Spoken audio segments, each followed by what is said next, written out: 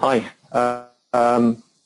So as Mike says, I'm Steve Holloway from Dialog Semiconductor down the road in sunny Swindon. I was here about a year ago and I presented some introductory material to the UVM Register Layer, which we've been using for some time in the company.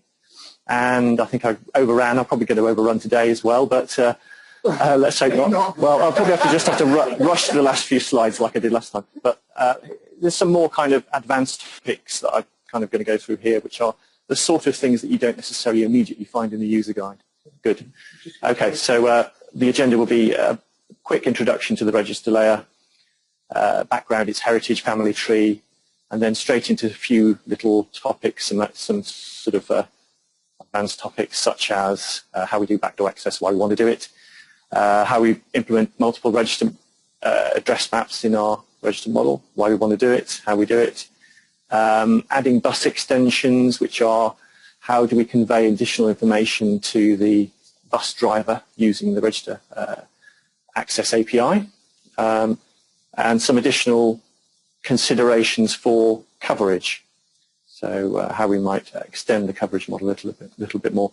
And at the end, there's some sources of information that you might want to look up if you need any introductory information on the register layer, of which there is plenty on the web and from the EDA vendors. So there's some good information that will introduce you to the topic.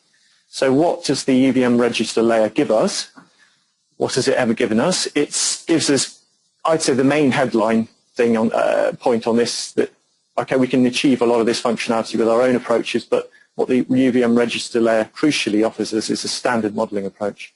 So within my company and all the companies I've worked for, I've used a number of different register modeling packages over the years, and I think we can say with the UVM Register Layer we have now one which is supported by multiple vendors, such as is the UVM, and we have a one-stop shop for doing our register modeling, and it's capable of doing the things that we need it to do our job. So a means to control, check and cover the DUT registers, a way to model a DUT hierarchy of register memory blocks, which is portable from module to chip level. It gives us a consistent access API, so we can reuse that with different bus agents. We can reuse that from module to chip level. We can recode, or we can extend the basic behavior of the registers that's offered to us out of the box and create our own quirky behavior, which will match how our registers behave in our DUT. And again, I think crucially we need some kind of passive monitoring, checking capability, which is the passive update of the register model that the UVM Register Layer supports. But what it doesn't give us is it doesn't give us something that we need to deal with either by rolling our own or by buying something from a third-party vendor, which is the auto-generation. We're not going to write all the register models for our thousands of different registers that are going to appear in our SoC design, and we're not going to write all the coverage by hand, because we're obviously going to get it all wrong. We're going to make mistakes. So we would tend to have some kind of meta-language description, spreadsheet, XML, what have you, and we use a vendor-specific register generator tool to generate the UVM code, the classes which describe our registers. So this is just a quick picture of the UVM Register Family tree, just to show you that it just doesn't come from nowhere. There's a bit of a sort of a bit of a lineage going on. If we start from the top, many years ago, Cadence, we bought Veracity, and the E reuse methodology, there was a package called the VRAD, which allowed us to do register and memory modeling, which is quite well written. This kind of has some kind of genetic input into the Cadence OVM RGM package, which is for modeling registers and memories in OVM. But of course, OVM was supported at the time by Mentor and Cadence. Mentor went ahead and wrote their own OVM register package. And Synopsys at that time had the VMM, and they had a thing called the VMM RAL, Register Abstraction Layer. So eventually we get down to our three main EDA companies coming together and agreeing on supporting UVM via Accelera. And really, the UVM register layer is very heavily derived it's a very sort of direct descendant from the VMM RAW, but crucially it has some of this kind of ideas of passive monitoring taken from the UVM RGM. And interestingly enough, what Mentor did is they took the UVM implementation, the UVM Reg, and they've backported it to OVM. And I think the reason they've done that is to allow people their kind of user base in the OVM world to have an easy migration path to UVM when they need to do it. So what does it look like? It's a bunch of classes, which is an abstract model for registers and memories in the duct, which generally speaking, it's just maintaining a mirror of our expectation of what the registers should be in the duct at any given point in time. So we'd hopefully want to sort of monitor the duct in a kind of black box, sort of from a black box perspective, and update our register model according to that. We don't have to do that. There's many different use models, but this is generally the way that I would use it. So we can build up a hierarchy analogous to the duct. We have this container component called a UVM Reg block, which can contain other UVM Reg blocks. Any of these Reg blocks can contain memories, registers, and the registers themselves can contain fields. So there's a sort of hierarchy you can build up there, which will be the same as your duct. We've mentioned the standardized register access API. So we've got an API for doing things like reading and writing, peeking and poking, and all this kind of behavior that we want to do. And we have an address map. It's not shown in the register block, but in the register block we create address maps which actually model the way that we physically access the registers via a specific interface. Okay, so that's what the register model looks like, the register layer looks like. Here's the sort of picture of how it looks in our verification environment, and the slide just shows the difference between a front door or a backdoor access. What do we mean by a backdoor access?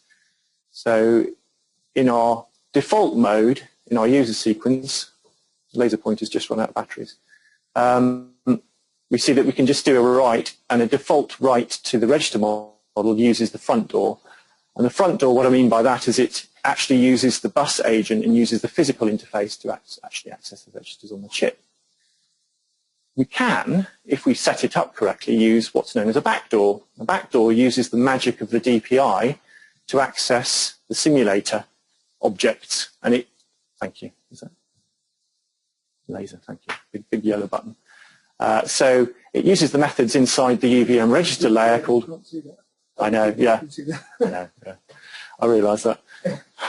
So I'm now pointing at the backdoor write and backdoor read methods there, which actually call some DPI functionality, which in turn call UVM HDL deposit and UVM HDL read for doing a write and a read respectively. So really we're now moving into the realms of white box kind of verification. We're actually poking into the internals of the simulator. So why would we want to do that? Sounds a bit dodgy. Well, first of all, the backdoor access is much faster than front door. In fact, it's infinitely faster because it takes 0 time to do. So if we have a lot of registers in the duct and we want to configure a lot of them or randomize a lot of them together into a known state, then it's very good for doing that. The other thing it can do is it can uncover errors that might be hidden by the front door access path. What I mean by that is if we had something like the data bus was reversed internally, we wouldn't see that via our front door accesses because the reversal happens on both the read and the write path. So it might actually be, or if we have some sort of aliasing in the address map or something like that, we wouldn't necessarily straight away see that problem. So if we set up, and it's relatively easy to do, if we set up a backdoor access path, essentially just by adding an HDL path to a register, then we can actually debug these problems. And we have a rapid configuration methodology available. Okay, so on the bottom of the slide, then the code snippet, I've shown a very simple register model with one register in it, and in the configure method of the register R0, the final parameter is an HDL path to where the register signal, the Q, appears. So where we grab hold of the value of that register inside our HDL. So that's how we provide an HDL path to the when we're building a register block. And of course, we would want to add a hierarchy to this, and we want to have the capability to change and move that hierarchy when we go from module to block level and whatnot. So for every hierarchical UVM Reg block, we can actually add, we can add an HDL path to that. Okay. So the HDL paths, as we traverse the hierarchy of the UVM register blocks, get appended to each other. So we've got something like a abc.def.r0.q. So the final r0.q is given by the configure method for that particular register in the design. So the additional method that we can use to set a route at any level within this hierarchy is called set HDL path route, and that will override any previous add HDL path setting. So we can decide to move the route to any particular position within this hierarchy. And that gives us the flexibility within our test to essentially move and modify the location of the registers within our test class. So we can change this in the red to make it sit somewhere else in the HDL hierarchy. Okay, so that's how basically that's all we really need to do to make it work. And there are some additional some useful built-in sequences for backdoor testing. The UVM Reg-Mem HDL Path Sequence, which is standard, part of the standard, all this does is it runs through in 0 time. It checks that you can do front door and backdoor reads and writes. So the backdoor deposit and the backdoor read. And you want to run that first because then that will check that the simulator can actually access those HDL paths. So you set up the read and write access into the design at the right hierarchy, and your paths are correct. You haven't mangled them up. So it's best to run that first to make sure it's all going to work. Then we've got a sequence provided by, this is in the cadence-only implementation of UVM. It's the UVM Reg-Mem generate access file sequence, which generates a text file, which is an optimized HDL access file for only the paths that you need to read and write into the design where the registers are, which is quite nice. And then when we come to actually testing our front door and access, front door and backdoor paths, we have a UVM Reg-Mem access sequence. This is quite useful because what it does for all the registers with HDL paths is it does a write to the front door and the read from the back door. That will basically check that your front door path is working. On the right side, then it will do a write to the back door, so slap a value into the HDL and then read from the front door, and that checks that your read path from the front door is correct. So there's quite a lot of, I think it's quite a lot of added value with the backdoor mechanism, but you just have to be careful to understand that what you're doing is kind of bending the laws of physics a bit. You're not doing a normal register access. Okay, so swiftly moving on to the next topic before I overrun on time. I think quite often you might have this sort of situation with your DUT in that you have a number of different interfaces into it. So you might have something like this where you've got a CPU agent and a GPU agent which are able to access the same register and or memory space, and they would have might have different perspectives on that. So they might have different mappings. So the CPU maps the registers from 0 to 1,000, and the GPU maps the registers from 1,000 onwards, let's say. So what we'd actually have to do to set that up in our with our UVM register layer is we actually have to have 2 maps in our register block. It's quite normal for us to do that. I mean, in the standard literature, you'll see that there's just a default map that's set up. So if you don't specify a map that you're going to do with the API access, then it will just use the default map. But in this case, we want to specify explicitly 2 separate maps, one for the CPU and one for the GPU. So when you actually access a register in either of those maps, what it will do is the register layer will actually look at the adapter that's connected to that register map, and that essentially will point to a sequencer which will then be connected to an agent that drives a physical interface. So in this case, we have one specific adapter for the CPU and another one for the GPU. So we're able, simply by specifying a map in our API accesses, to essentially go from one physical agent to another. And it also allows us to locate the registers differently within each of those maps. So this is the code snippet that shows you how to do it. When you create your register model, you explicitly declare two. This isn't all the code, of course, because this is just the declarations. It's not absolutely everything in here of interest that we're looking at. So my UVM reg block called my reg model, extend from that, declare two maps, CPU map, GPU map. So we use a create map and we give it a string name. We say where it starts from, the width and the endianness of that map, and then we add the registers to that map. So CPU map's got R0 to R2 added to it. Then underneath we create the GPU map. We add the same registers to it. But note that I can actually give them different access permissions. So I can make a register in the GPU map read-only, whereas it's read-write in the CPU map. And an additional method I've shown on here is to set to the default map. What that does is setting it to the CPU map. That means that if we access with a write or a read to this to a register in this register model, we don't specify the map, it's going to go to the CPU map. So here's how we, at the bottom, the code snippet at the bottom, shows you the sequence code that we would use to actually specify a given map. It's the map parameter that we pass in, CPU map, GPU map. So that just shows you how we might want to use it. 5 minutes, right, I'm going to have to rush now. When we hook these two address maps in the environment, of course we need to take care that we create those two separate adapters for the two different bus interfaces, and then in the bottom code snippet, then we make sure we set the write sequencer for the write map. Okay, so with set sequencer method call.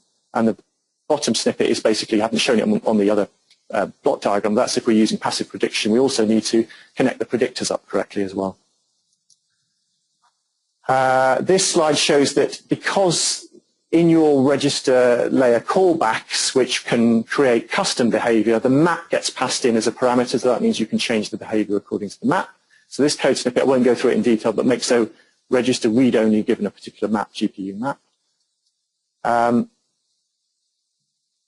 And I think this slide is quite useful because the Register Access API I keep mentioning on the previous slides is relatively simple. It just takes the arguments, reference to the status that gets returned, the value, the path that you're going to use, front door or back door, the map that you're going to use, and there's another argument called prior, which actually means priority. It's the priority of the item sent to the sequencer.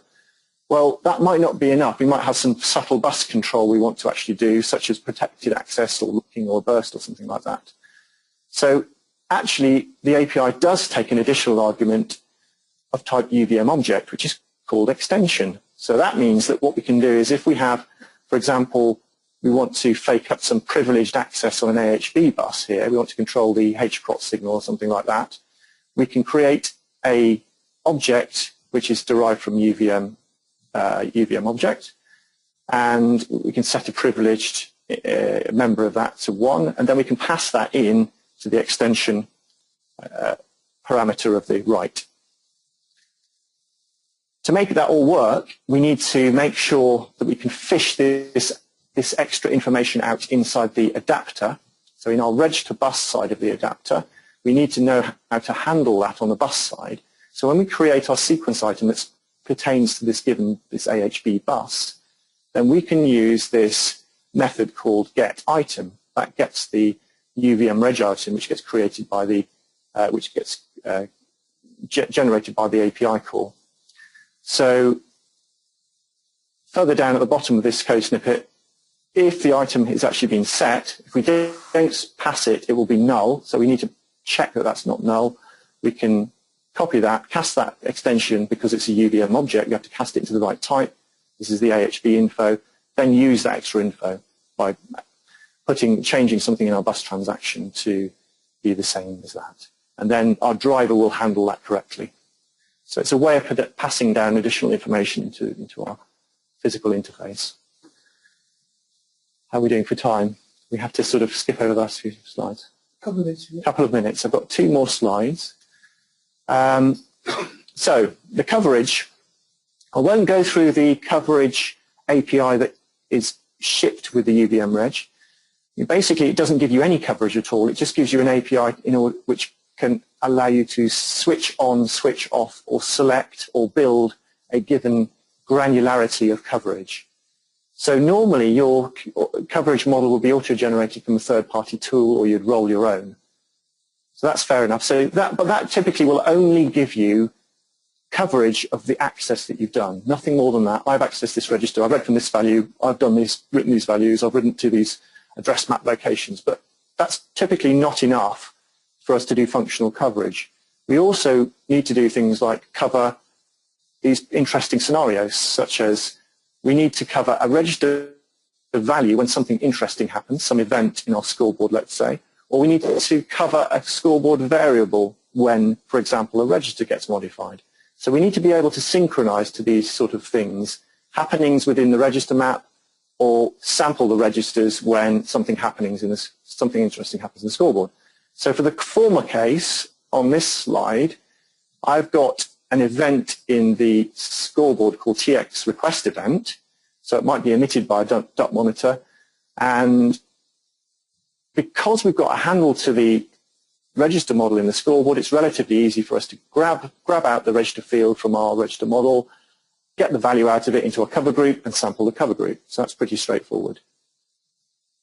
In the second instance, we want to sample coverage on the register access. So we need to synchronize some event, create some event such that when a register change happens, then we can grab onto some event in the scoreboard and sample our data.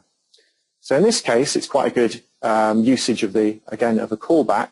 So we can add a callback anywhere in our environment onto a register. So this is one that I've created called trigger register field. And what happens within this callback is if a UVM predict write has happened, then it emits an event called write event, and the value has been changed. So given the fact that we've declared this callback class, we can actually instantiate one and add it to a given register in our register model, which is called timer start. Then in the scoreboard monitor timer task, whenever this event happens, we can sample our cover group. So that's a way of synchronizing register access to cover group sampling in our scoreboard. Okay, so that's basically the end of my sort of more advanced topics within register modeling. If you want to look at basic introductory sources of information, there's plenty on UVM World, as Adam said earlier. There's some very good Cadence UVM training videos, which were very recently put onto YouTube.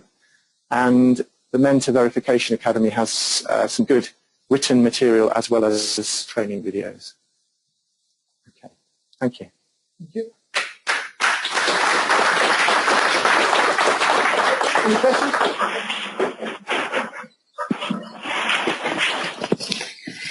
Hello, we have a question from the remote access. Is there a standard resolution for adding a map to multiple maps? Adding a map to multiple maps. There is an add, I think with add submap, you can add to multiple maps. It depends if you're adding one set of registers, one physical set of registers to lots of different maps. So there's lots of ways. So there's lots of ways of doing it. Basically, you can declare two different maps and add the same registers to it, to those maps, or you can declare submap and add that to a bunch of other maps. I mean, it's actually very flexible, the API, what you can do with it. Lovely, thank you. I know. Sorry, the people in Bristol know that I'm not technical. There's another question from remote access. Plans to address the basic flaw of the register abstraction layer. Writing to a register can and often does change other registers' content. Yeah. I think it's more of a statement than a question. Well, I think you can. I mean, that's the sort of thing I've had to deal with quite a lot because we have these registers which are dependent on each other, and there are some advanced registers that you can generate which are part of the stuff that you get out of the box. You can do that, but you can always revert to your own user callbacks to model this sort of behaviour, and to be honest, it's probably best to go there straight away if you've got anything weird and wonderful, things synchronizing together, register values snapping together and things like this. It's possible to do it, But it's quite often down to you writing user code to make that happen. Thank you. Hopefully that's answered the questions online. There we are. We've had a reply from the first question, and he says exactly. Do we have any questions from Eindhoven, please? No questions for Eindhoven. Thank you. Do we have any questions from Grenoble?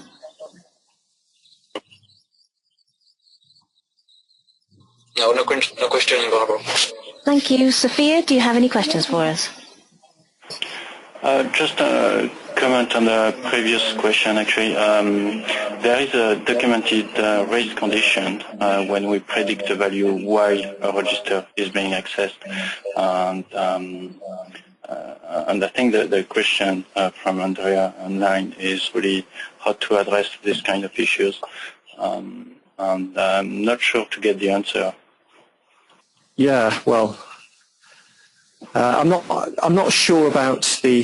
sure about exactly what you're referring to in terms of the race condition there, because I know that there's essentially a mutex on the register access, so you can't.